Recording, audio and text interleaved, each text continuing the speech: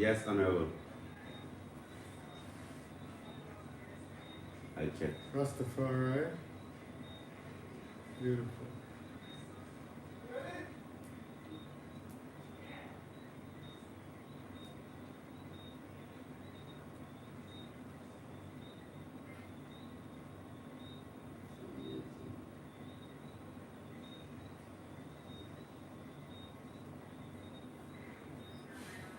Yes, give thanks, blessed.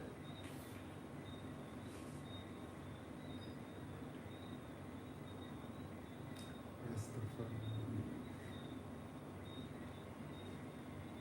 Yes, we're going live just now. Livity, I know it's a long time we're going live, but we'll be going live very soon.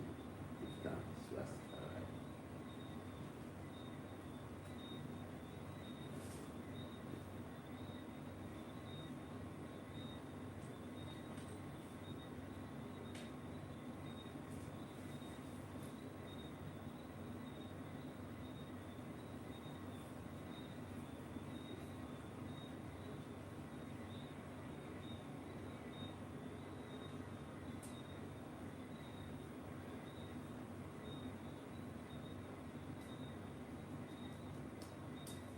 Yes, definitely we give thanks for life and the mighty life given. We give thanks for this divine opportunity where we could be with you once more.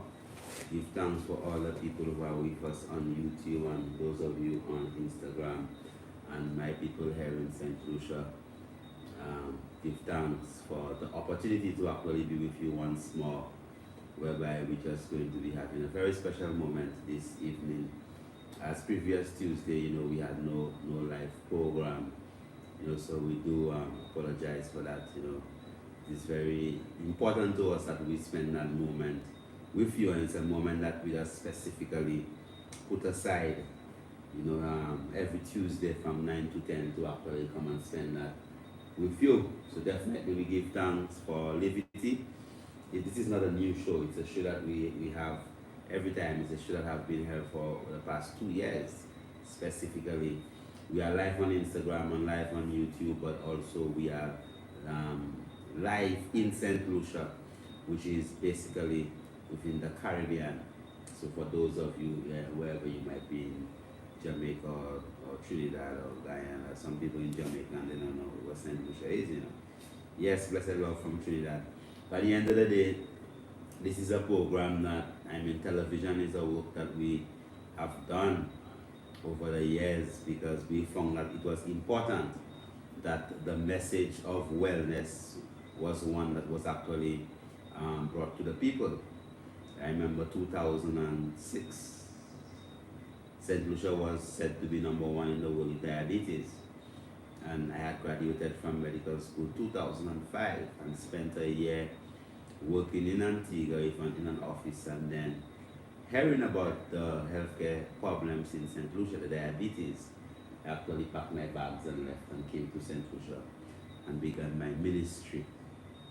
Right, where by right now, if you go online and you search number one country in the world with diabetes, I'm sure it's not St. Lucia. So I know that the healthcare system in St. Lucia and the perception of people to wellness in St. Lucia has drastically changed from 2006 being number one in the world, diabetes. And I remember like what they said at that time was that in 50, what did they say, 50 years? They say in 10 years, there will be a 50% increase to the already bad state of diabetes that St. Lucia really had. It was the World Health Organization, what the people who carried out the survey had said. But I refuted that. I said, within 10 years, right, we're going to bring it down by 50%. So we didn't follow whatever curse that they had for the nation. Okay, if they were right, by now we would have been still number one, and probably not number one where we were, but number one in a worse state, because they said that we would have had a 50% increase. That never happened. Not under my watch, so definitely we give thanks for all the years and that the people have actually, taken heed, and you could see a lot of people are exercising, a lot of people are eating only plant-based, a lot of people checking their diet, a lot of people checking their stress levels, So I must say that the work that we have done in St. Lucia have been a work that I've had much joy and pleasure in, as I can witness right from the people the positive changes over the years. And specifically, I mean, as you know, that we have been working in the area of fertility, whereby it comes to assisting the woman with fertility problems, because you know that a lot of our sisters have polycystic ovarian syndrome and fibroids, and lots of our sisters didn't have the capacity to actually create, that capacity to take that little sperm and, carry it up into the vaginal canal and into the uterus and into the ampulla of the fallopian tube and meet that egg, and that fertilization that was like impossible for plenty of our sisters because of the level of trauma that the woman have actually gone through. Trauma meaning that because of their life, what they have gone through, the level of stress, the level of difficulties that they had developed a severe hormonal imbalance that led to the formation of cysts on the ovaries and fibroids in the womb and fibrocystic breasts, cysts in the breast and breast cancer and all these conditions. So over the years, we have witnessed the powers of the herbs, whereby people who were told that they were barren actually give birth to more than one child. You understand? So if it is that there is one woman in the world that could not have children, and now because they actually drink a herb tea, or because they just change their mental perception that they were able to conceive, I think that's a lot. If there was a woman, like one, not two or three or four, but one single woman who was not able to conceive and now is able to conceive because they drank a herb, that's fabulous. That means a soul have been given an opportunity to actually exist, and from that soul you will have exponential growth, exponential souls. So give thanks, so I'll give myself a pat on the back. They say, well, self-praise is no praise. I don't believe in that. If nobody no praise you, what are you going to do? Stay there and cry and think, you praise yourself. So I do believe in self-praise. Self-praise is important praise, just like self-love. If nobody tell you, great job, Johnny. So you would say, great job, John. Say to yourself, say, great job, man. I've done a great job. Pat myself on the back. Probably sit down and put my leg one over the other, and veranda someplace, and hold a meditation, and then celebrate one's own personal achievement. You don't have to wait for people to tell you that you look good, to feel good, or people to validate your work. No, I validate my own work. Give thanks. So give thanks to all those of you who are with us live on Instagram. Give thanks, heart of love to all of you. When you bless up, please let us know where you are actually blessing up from. This evening, we are going to be speaking to an honorable brethren. It's an elder of mine, He'll give his formal introductions to the people of St. Lucia also, as he is in St. Lucia with us for a little moment. As he came here to the Mount Kailash Rejuvenation Center and to the Rising of the Gods Retreat, and he have actually been here with us, and definitely we're going to be doing some wonderful work in St. Lucia, because, as an elder in his portfolio, in his profession, capacity as a griot, what you call a historian, somebody who actually has studied the traditions of our ancestors, and have been able to delve into it, and also as a Rastafari elder, to put it in context, and look at it through the perspective or the spectacles of the Rastafari. Because even if you are educated, and then you specifically go to university, and then you don't put it through your own spectacles, it's like you wasted your time. So after I went into university, remember, it's you never see, That's why the Rastaman say, you never see. That you go there and you never see anything. You get your degree, and then you get your master's, you get your BS, I don't know for what reason they would call it BS. But anyway, you get your BS, then you get your mess, MS. Remember, it's still BS. You know what BS is, of course. You know what a mess is. He said, why he messed himself? You know what he's talking about. So you get BS, then you get MS. And then at the end of the day, you get your highest degree, which is your PhD. Right? And you know what P actually is? And it's the PH. And if you just put two vowels between that, you still get the same thing. So definitely when you understand the system that's not designed for the upliftment of people that much, because the fireman always come when the house is done burning. The police come when the crime scene when the person is already dead. You know, and you go to the hospital and you expect to get well, but that's where you die. You know? So you say you have firefighters. You know, so they call him a fireman. So you call him a waterman. It comes with water to out the fire. He's not a fireman. That's why most of the houses burn before the fireman comes. So when the fireman comes, and then the house burns faster. Because they're fireman. It should be waterman. So you know the system is an upside down system. So definitely you welcome our honorable brother to St. Lucia and give thanks, and just I'd like you to formally introduce yourself to the people, so at least the people who know who the I is, my Lord. Yes, give thanks, my Lord, Honorable Priest Kailash. My name is Dr. Ross Wayne Rose. I have a PhD in history, African diaspora history, from Morgan State University, that's in Maryland, USA. I currently teach as a graduate adjunct faculty at Jackson State University in Mississippi.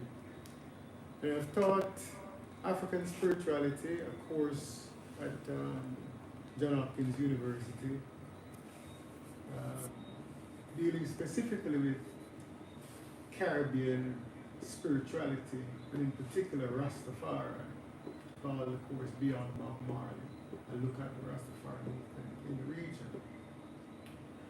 I also had the privilege of serving incarcerated young brothers in New York State as an expert, Rastafari expert, allowing the state to offer what is just and fair, and by law, the right of those individuals, the constitutional rights of those individuals, to ensure that those things were protected under an act they call the Religious Rights and Institutional Persons Act. So, coming into St. Lucia is a pleasure for I, having come and seen the beauty of the people, the beauty of the land, but more importantly, the important work that there is doing at Mount Kailash Rejuvenation Center. There, I am being rejuvenated myself just by the natural environment it represents and the type of care and love that is centered in the space. It is truly a rejuvenation center, and I'm honored to be a guest there. Rastafari. Blessed. But you're not guess, there you go. He's not guessing, you know your vibes. Yes. We use these terms sometimes for convenience, but I am honored to be at the Mount Kailash Rejuvenation Center, rejuvenating, learning, and prepared to share of our own. And this is partly what leads us into some of the conversations about building ourselves as people and what it takes to undo the trauma, to undo the unfortunate history that we ourselves unleashed on our own people. And then having that healing begin with I and I, our own people, our own family, then we can truly start healing with the rest of the world. Give thanks. Yes, Your Majesty, give thanks. Well, I mean, we do give thanks for that word there, that word of right, and we only have an hour, so I will just get straight into whatever it is that we are discussing. you are aware that after the rising of the gods, at the rising of the gods retreat, one of the things that we actually decided was that we, as Rastafari, would have actually made it our responsibility. Those of us within these generations, with people like our Honorable Professor Jelani Naya, that was also present, and the other Rastafari brothers and sisters that were actually present, that we would make it our responsibility to actually um, end that statement, that phrase that people normally say, especially the young people, I didn't know. So many of the atrocities that were actually perpetuated towards the Rastafari community. I mean, here specifically in St. Lucia, I know that you would be able to relate some of the history of probably in American countries like Jamaica, and probably in the African countries that I have actually visited. But in St. Lucia, we had our own episode of brutality, and violence, and criminality, and massacring of people just because they wore dreadlocks. So tell us about the initiative that actually came out of the Rising of the Gods retreat where we were gathered up at Mount Kailash. Yes, in ending the retreat, there was a sense that there had to be something that is with the next, what keeps and gels I and I together, since I as gods are rising within a high level of consciousness.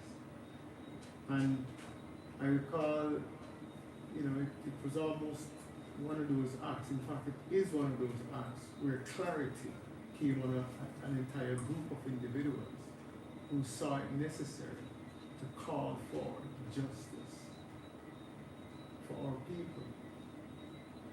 And doing so in the year, the birth year, the 130th birth year, or the 13th decade in the life of Haile Selassie I, who is the example, the man Rastafari, who the people who are persecuted in the region, historically, are named and called after. And who the people who are persecuted in his name have given an identity to the region, have given much of its own. When you say identity, because sometimes you say that, and remember you're speaking to St. Lucian people also, apart from the people you're speaking to on Instagram. When you say the identity that Rastafari gave people an identity, can you just break that down a bit? Make it more palatable. It flows in many ways. For instance, the very presence of Rastafari, the freeing of self, to express oneself in one's sovereign being, to say, I am representing the highest man, and this is the way I represent him. Free to do so. I recognize my sovereign self, God within me, and me within God, I and I. And I see him clearly in Haile Selassie I. I represent the highest level of maintenance of self. And therefore want to see the best for the world.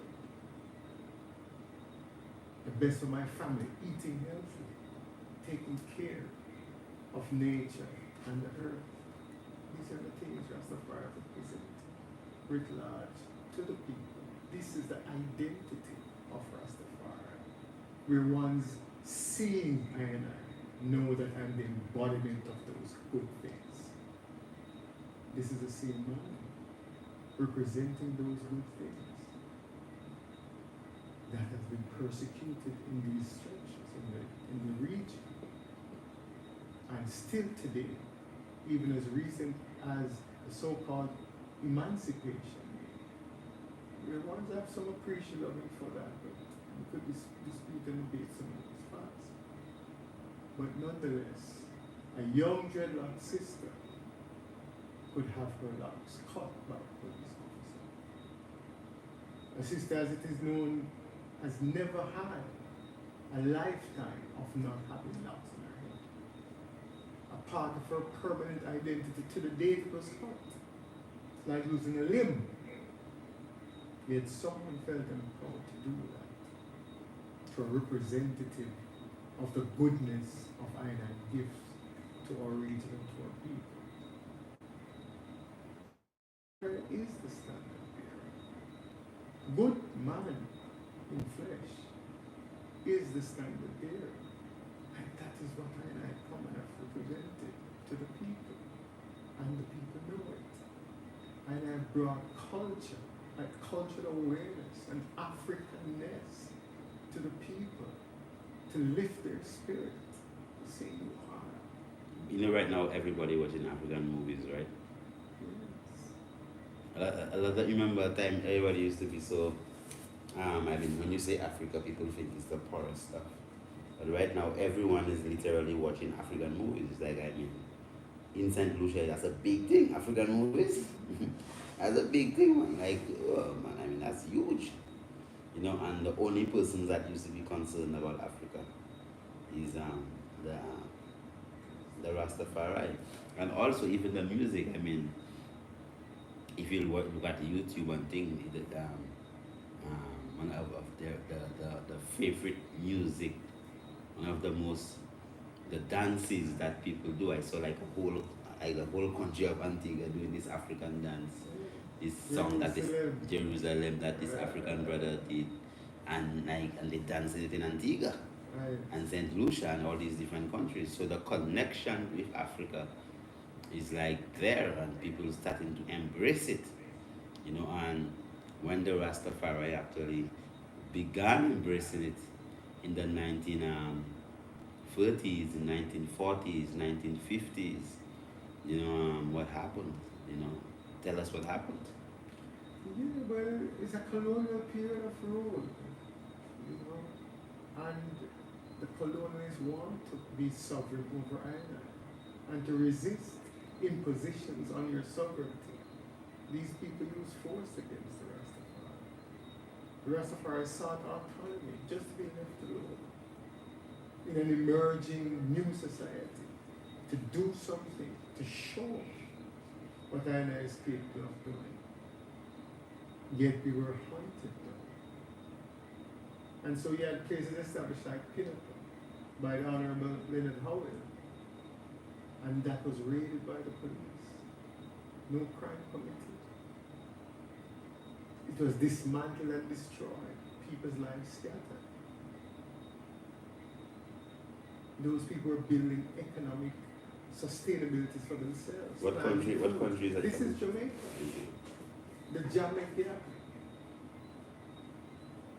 that has given cultural resonance and importance to Jamaica, the country and the people. A vernacular that everyone emulates in contemporary society. The lingua of the region. And everybody says, yes, it's Jamaica, given an identity. Yet the people who are the progenitors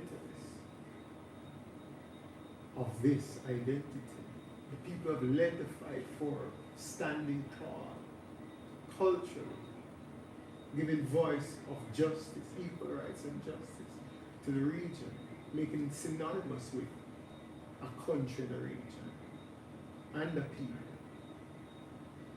We still treat it with the respect deserved. Giving dreadlocks a cultural identity for all African people in the region, even though it's still being fought.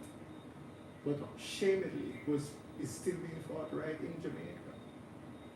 The biggest beneficiary of Rastafari, goodness. I mean, without Rastafari, there's no Jamaica. And then the unfortunate thing is we have people in government who at times propose some very unreasonable solutions for these major problems. It's a problem of atonement.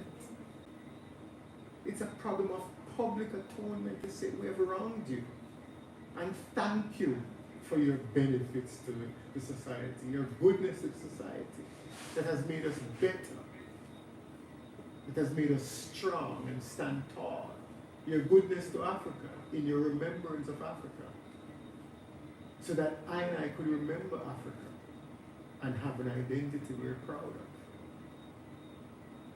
But because our job is not finished, we're still being persecuted, because the next step in the job is to establish a sovereignty, an African sovereignty that recognizes I, wherever I am first as African, a oneness of identity. So I can have a oneness of purpose in liberating the mind and the economies of Africa. You know, but it starts at home. Reconciliation starts at home. Healing starts at home. Atonement must start at home. So we have to look at some of the atrocities committed, major atrocities against people that resonates into communities. Because there's trauma, even when you are you're compelled by your conscience to act a certain way.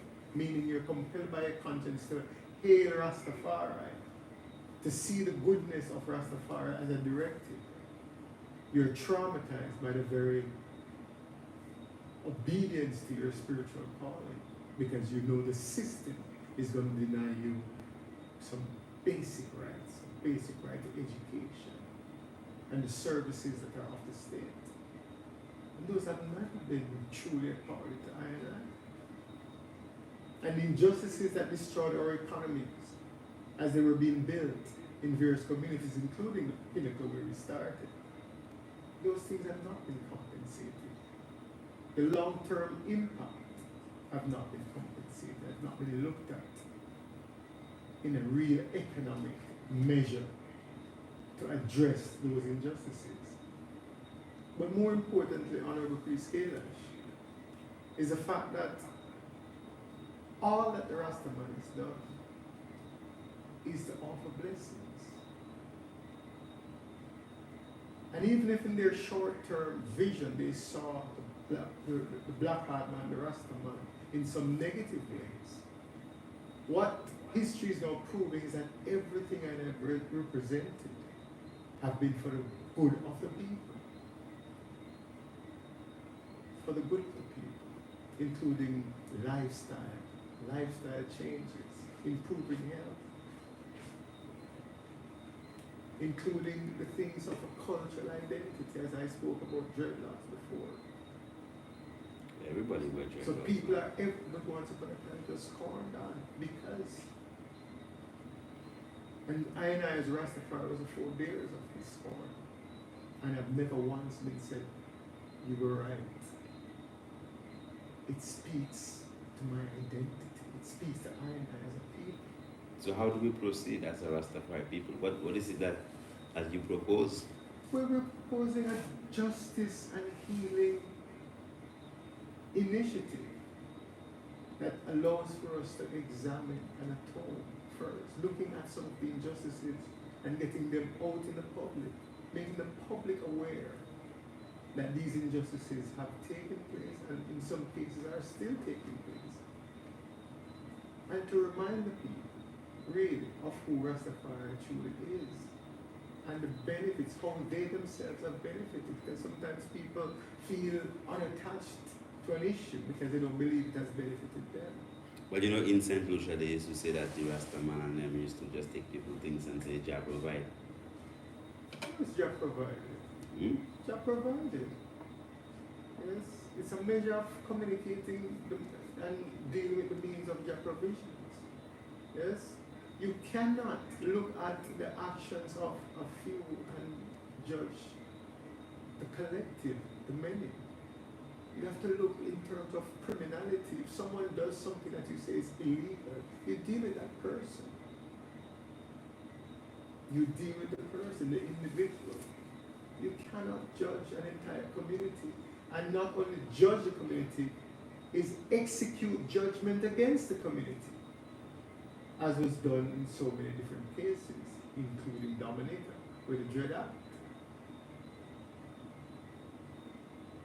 But there is asked specifically of the notion of stealing food in St. Lucia. I want to run away from that very quickly because people, whether they're dreadlocked or non-dreadlocked, may have taken food from people places. Were Barlets hunted down and killed? Were people, non-black people, treated in an inhumane way? As in the case of Mount Jimmy, St. Lucia, where we know that people were treated with less than human dignity, man, woman, and children. So tell us about the Judgment and Healing Initiative. So, first is justice and healing. Oh, justice and healing. Justice and Sorry. healing. Where, in order for atonement to take place in any society, in any structure of society, there has to be an atonement that takes place. What does atonement mean? Atonement is the coming together and reconciling, or ending, or recognizing some injury and saying I'm sorry. Recognizing some wrong and compensating, paying for the wrong. Yes? Balancing oneself so everyone can move forward. And it is then to look at the family and say the family has been injured. The St. Lucian family has been injured. The Caribbean family has been injured. The African family is injured. But we cannot start looking outside of our very own home, right here, in the region, in St. Lucia, and say, let us start healing, atonement, heal ourselves. And how I do that is to first inform the people of the injustice. Have people being aware of the injustice. Because once people are truly aware, and not in a sensationalized way and in an embellished way, just tell them the truth. And also frame the narrative so people recognize that, but these are good people. And if something wrong has been done to a good person, how do you compensate that? You address it by those things that people need to make themselves even more sustained, or building sustainable structures and systems. So we're going to call for reconciliation, atonement and reconciliation. And in that call, Aina is calling for the Rastafari spiritual warriors to come and bring the healing sounds of the drum for 21 days, starting on July the 3rd. But you said you have a volcano, so what if when you start beating drum and thing, the volcano start to rumble up? But that is a call to the volcano. It is a call to really the volcano arming itself in defense of goodness.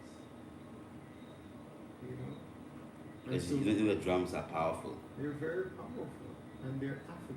No, in warfare, the drums and everything is before the guns. No, the guns have been blazing for a while, but they've been blazing against us. Okay, all right. So this is a cessation of the guns against us, and a call for peace offerings and atonement to us. And that is the necessity right now in this moment, because there is a reckoning coming. And it's either justice or judgment. And His Majesty, our Majesty, Haile Selassie I, told us the outcome of the initiative already. What did he say? In 1963, in addressing the United Nations, he said, "We know we shall win as we're confident in the victory of good over evil." And before that, when he was challenged by Muslims in an invasion of Ethiopia, 1936 to 1941, 5 years after he returned to his capital city in Addis Ababa, he called the press, as Aina is going to call the press in St. Lucia, and informed them, as His Majesty did. He said, "It is good that you are here in my palace garden in Addis Ababa. People who see this throughout the world will realize that even in the 20th century, with faith, courage, and a just cause, David will still defeat Goliath. We would want to see Goliath fall. We want Goliath to come in torment. Because Goliath is a strong man, you know. What if Goliath is lifting up the people? That is what we're going to do. Inform Goliath, the system of injustice, that it doesn't have to be unjust anymore. And it's people who change. It's not a building. Yes? It's people. The system is made up of people. Rasta is peace and love. But this is what we're about, peace and love. What greater love can you have than to bring atonement to the people? It's the atonement that Rastafari bring. But what if an atonement comes to you and you refuse it? What are you saying in your action? What I mean, so that's where the judgment and the... Well, there are consequences. That's what judgment is. You're being judged. Sometimes some people are judged as being good, and some are judged as being bad. And for each judgment, there's a reward. So what are you saying to the Rastafari? I mean, there are people, I know that in St. Lucia we have Rastafari brethren and them actually watching now. I'd like to open up the lines for anyone who wants to call in. I mean, definitely they could call in. Somebody saying on Instagram that many of us don't even know what a Rastafari is. You know, so where is that? Would there be a space and a time whereby actually people could know all these simple things that look so simple, but basically, are complex things to the majority? Yes, I'm happy the person said that, because that's part of the information sharing that will go forward within the next 11 months or so. Because I really have to make the people know, because there are symbols of Rastafari that everyone is using, including some of the way Rastafari talk to the people, talk in the world. Oh, bless the Lord. I Majesty, Ire, yes. And colors that Rastafari have been using that represents connection to Ethiopia, Africa, that has brought consciousness to the African people in the West, born in the West, and also have pride in the African peoples, even on the continent of Africa. Rastafari go into Africa, they're known just by virtue of their very presence. Those who wear dreadlocks, and some people believe that they can be Rasta without. We don't dispute their goodness. We want good people. And those are the people, by the way, this initiative is calling on. Good people. So as an academic, what are any challenges that you face as you navigated through the system? Well, Rastafari is uncompromising on truth and right. And so I have always spoke clearly on issues that I believe to be truth and right, and of historical importance to our people. And many times our own people are uncomfortable with those conversations. So the offerings for certain opportunities don't come easily.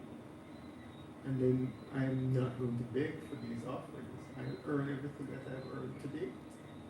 And so the engagements to talk with people and to share is really part of the mission. And I'm mission focused.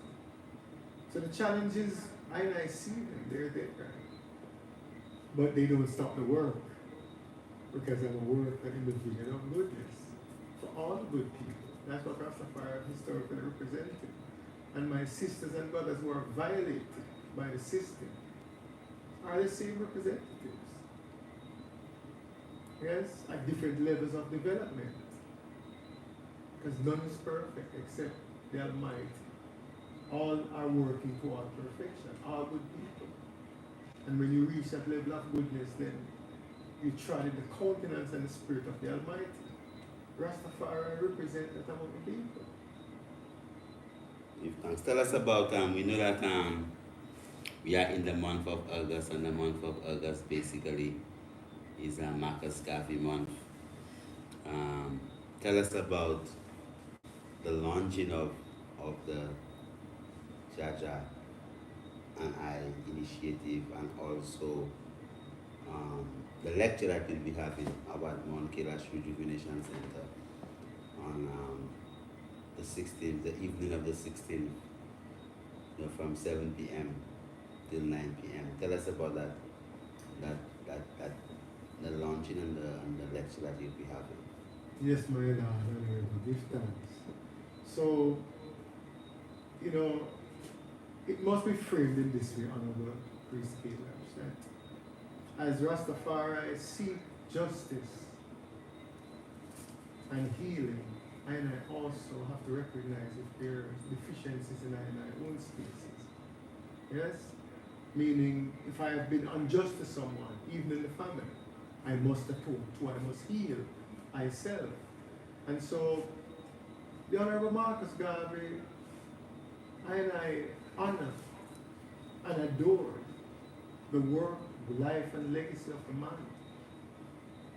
But the man also had some very powerful women, two women who were his wives, Amy Jakes and Amy Ashwood before her. And so many times we have not given the credit to the woman. But without Amy Jakes, we would not have the philosophical opinions of Marcus Garvey in the book form that I have it. So you're saying that on Marcus Garvey's Earth Day, you will be actually talking about the contributions of these wives. Yes, we'll be looking at the Garvey wives and their contribution to the Garvey movement. And we're inviting ones to join us from multiple spaces, including Zoom, where we'll share that information with the IT charity audience. And we'll also be gathered at Mount Kailash Rejuvenation Center to share the information and then pivot from our own atonement in that offering to start speaking with full force and clarity to our invited media and others of the 12 months leading from now through the justice and judgment, or justice and healing, judgment and healing, of course, initiative here. So we're moving toward organizing ourselves. We have already established a secretariat at Mount Kailash Rejuvenation Center. And Diana is working to ensure that information is shared with the family so that the family can really full take of the healing component, because we need to heal.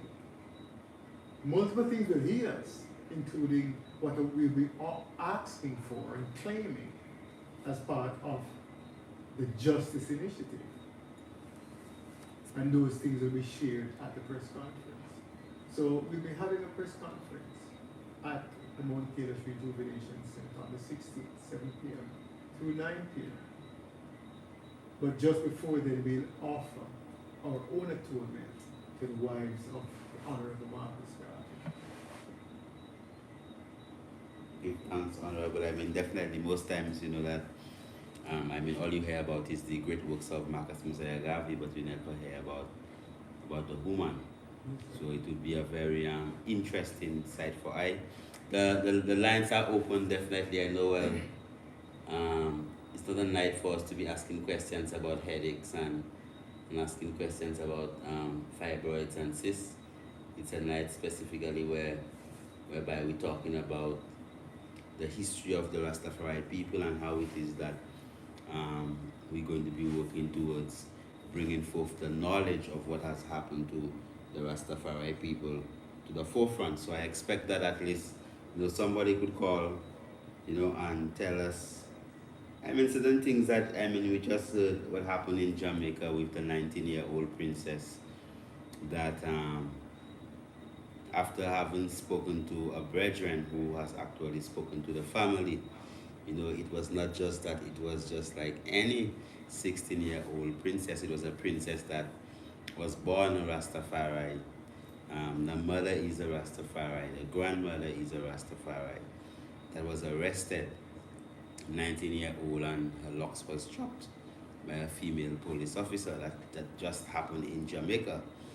In St. Lucia, we know of recently of a young Rastafari youth called Shakadan, who was because of some altercations that he had with some relative of some police officer, and they had an inquiry and everything in it. and that they found that his murder was unlawful, because they hanged him in a cell in Mickwood, which is down on your way to down south. I mean, we were in Mickwood and thing where they actually took the youth man and they hung him in the cell, and I mean, if you go on the internet, he was a little singer, a little young brethren, you know, um, and I mean, I think probably the police and them still might be working. The police station is still there. I think that if you hang a young youth innocently in a space like that, I think even that's supposed to be some kind of a sight, that them things are supposed to be shut down, and I mean, nothing has been done with that to say, well, we have that level of clarity. You hear stories of this and stories of that, but you don't get that full clarity of exactly what has taken place. So it is imperative that things like that will have happened to the Rastafari community, the disenfranchisement from our education, from the problems that Rastafari parents had in allowing their children to go into schools. The problems of just being able to go to a hospital. You have to be afraid, because you might not come out. Because the way that they deliberately used to target the Rasta man, or as soon as you go there, the first thing is to trim your hair. So them things there happen in St. Lucia. There are plenty of cases, man, and plenty of cases, because in these times, what happened is, and even recently until now, I mean, when a man if locks is short, it's like nothing really, so because the locksman was perceived already as a criminal. So if you see a man if locks walking, you might stop him to search him faster than a man if a jacket and tie. Because of that perception of this man is a criminal just because of the way he actually looks. So it is very important that these things, and you could see that nobody is calling, and because no one wants to call and say nothing about it. And all of them know, I'm sure every single St. Lucian have witnessed some incidents or have heard of something that has to do with the discrimination of a Rastafari, right? And nobody is calling. So by now the phone's supposed to have been ringing off. People supposed to be calling and saying, yes, priest, what you're saying is right. My own mother, when I said I was going to put my locks, said that if she had known that I would have put locks, she'd have never give birth to me, because, of the sufferation of a Rasta man have to go through. When you say you put on that covenant on your head, that means that you are giving up education, you're giving up jobs, you're giving up this, you're giving up that, because everything was that much more difficult, 10 times more difficult to achieve as a Rastafari than if it is that you are baldhead. And you would see that no one is calling. No one, I mean, the phone's supposed to be literally ringing off, right? So I see, so when you say justice and healing, the people themselves that know, because they know. I was with a brethren in Dominica, Nasio Fontaine, and he told me that a senior police officer had came to his home, because a particular member of his family was very sick, and I think that he had lost a child, that probably somebody close, and he was about to lose that person, and he had to come to a Rasta man to actually confess. Because it's not only the Rasta man that need peace, the officers need peace. Because he came to confess that because in Dominica there was the Dread Act, and people had the right that voted through Parliament to actually shoot on sight, like shoot and kill Rasta people on sight. And he said that in the mountains in Dominica, he came upon a family of mother, father, and child. And he actually assassinated them, and left them to decompose up in the mountain, and as a man with children, remember right now he has a child or somebody he's close to that's suffering and might perish, and these are what of his deeds come to his mind because we are people with a conscience, so at that point he's thinking about that he's paying for the things that he had done. So the atonement is not only for the Rastafari, it also offers a peace to the people who actually perpetuated these acts against their brothers and their sisters and their uncles and their first and second cousins and their friends and their neighbors, because every family has a Rastafari person in it. So when you see that okay, right, we open up the line and then we have 7 minutes and nobody has called, and you could see on Instagram, people, one, two little people saying things, but when you're talking about these topics, they don't really find people willing to actually stand up because they say, because the voice of justice is silent, wickedness actually prevails. So it is the habit of people to watch the Savior die and do nothing. So Beloved, give thanks again, but this is why we're going to have a serious, I know we're going to have a serious information sharing campaign so people can get the information that they need. Because if people are not connected to it yet, they're not going to be empathetic. They can't know, they don't feel it, they don't see it. They don't see them brother, them sister, them cousin, and them uncle or their father, they don't see it. So we have to make it human for them to see it. They have to see Rastafari for all Rastafari means to the community. And not just individuals, but the structure of Rastafari as a cultural identity. you think that people will really They will care. care? Yes. I think they'll be very. I think that people would call the Priskelash, I have a headache, what am I supposed to use? Priskelash, well, I have a fibroids, what am I supposed to use? Priskelash, if my blood pressure is high, what am I supposed to use? I bet you understand, huh? But would people really be able to see that I am the manifestation of a Rastafari man who manifests and contribute to the upliftment of the nation? So even if people might say, oh, Priscilla's give thanks for everything that you have done, one thing, thing, but still they don't see it. Like they would say, oh, Priscilla's give thanks, as a Rastafari, because it's different. Being someone who speaks about health and against the established systems of healthcare, it's 10 times worse when you're a Rastafari.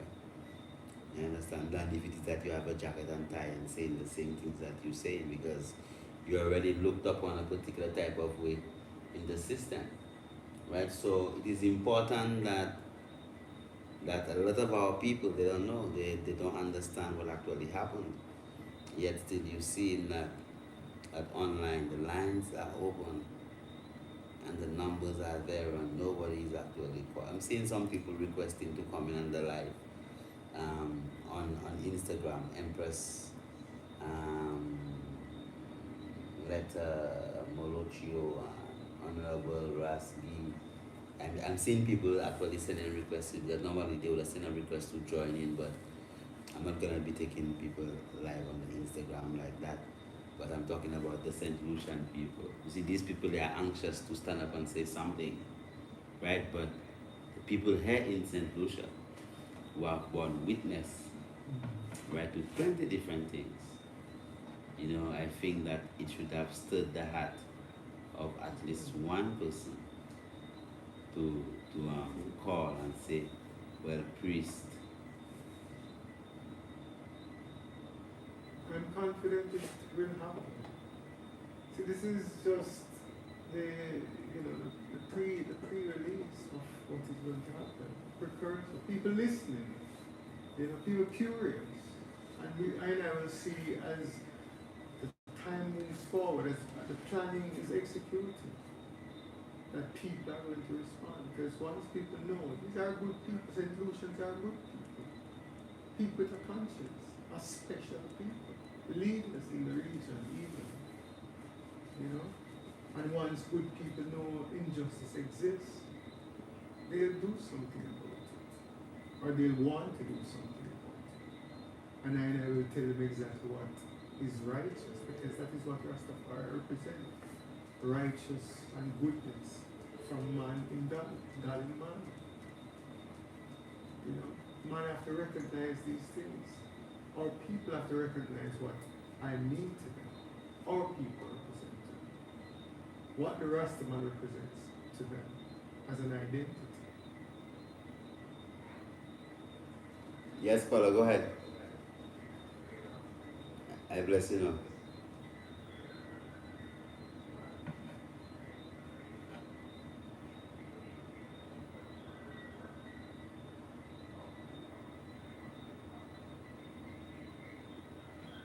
Your TV is very loud in your background. You have to turn down the volume of your TV.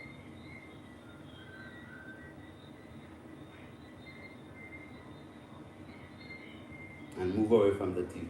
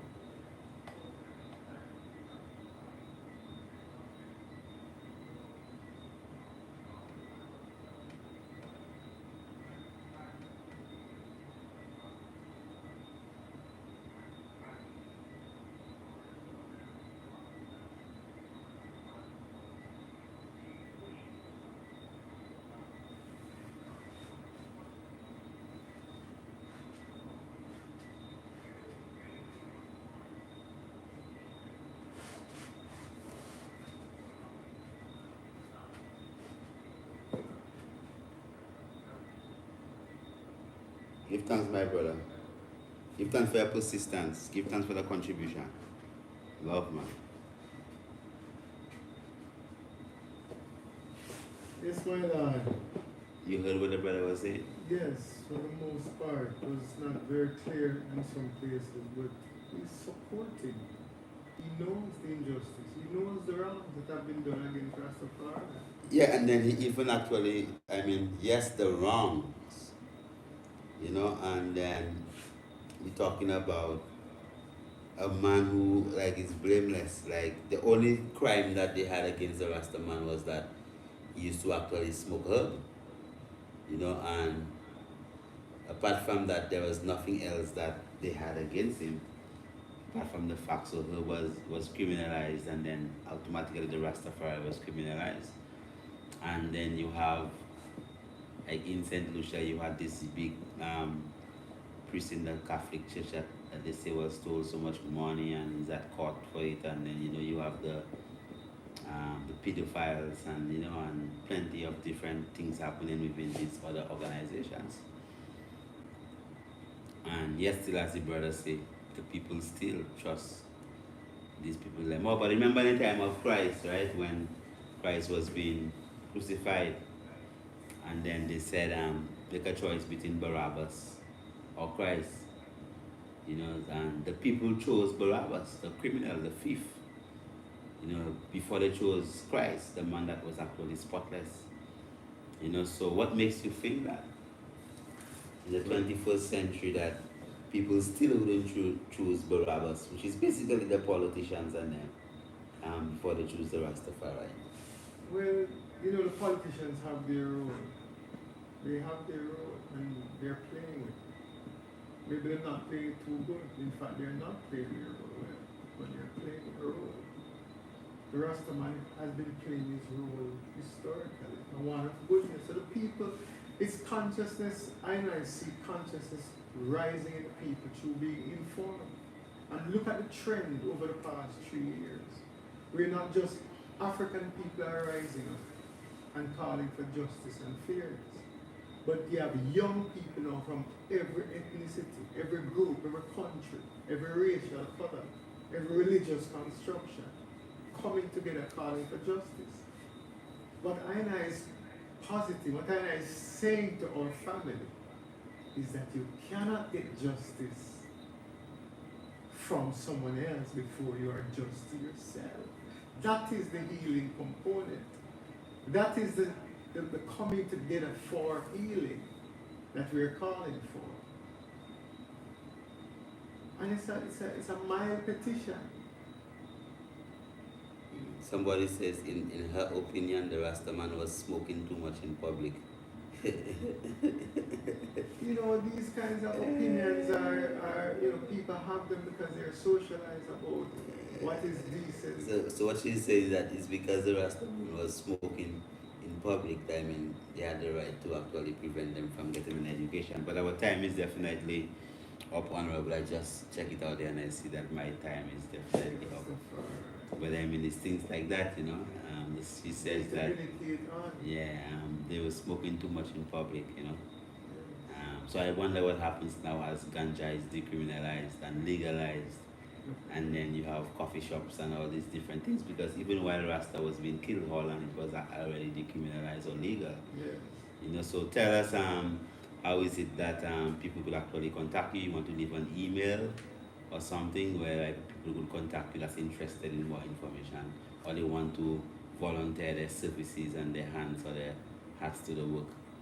Yes, what I'd admonish everyone to do, what I beseech them to do, is to contact Mount Kailash Rejuvenation Center. Contact them through the ICE program right now. Yes, we do have an email address.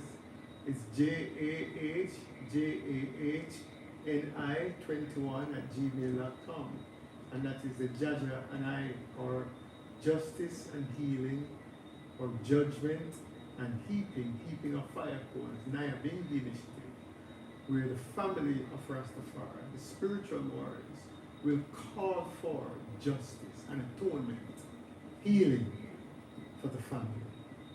Give thanks, Honorable. Definitely you could also WhatsApp if you're interested in any way to strengthen the initiative, or you have anything else to say. Definitely the number is on the screen.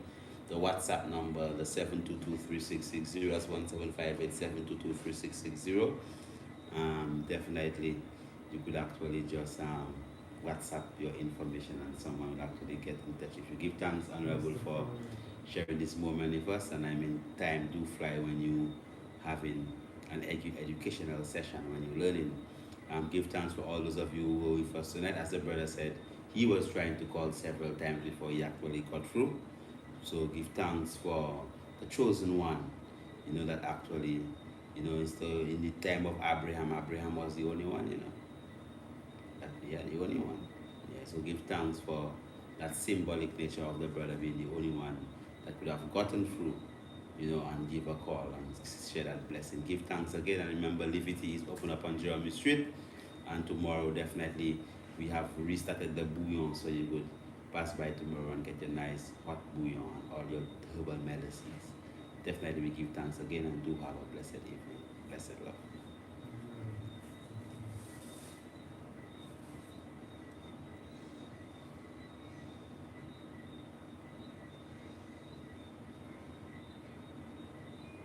give thanks. Daddy Nesunwa. No matter love when I go, it's a struggle everywhere, my Lord. Anywhere Jah amigo sit and follow. Give thanks. Well, sister, I mean, Daddy missing us. For you to be saying that in these times, that means that because George Floyd was doing whatever, I know you must be a Black Lives Matter fan. You know, so probably for whatever reason that probably George Floyd had his pants hanging out and he was walking down the street and listening to some rap music, that meant that the police could have choked him and killed him, you know. So times like this when people blame the rape victim for wearing something a bit provocative instead of condemning the rapist. Check yourself, sister. Yeah. I say, Honorable, this is your space, you know, and I'm just. No. I wouldn't interrupt. Okay, I'm just there for a little moment. Just these wires. I did not recognize that Honorable Brass Wing was Marcus. Didn't say it. Well, When you mentioned it. and he was right there. I just walked in so calm, you know.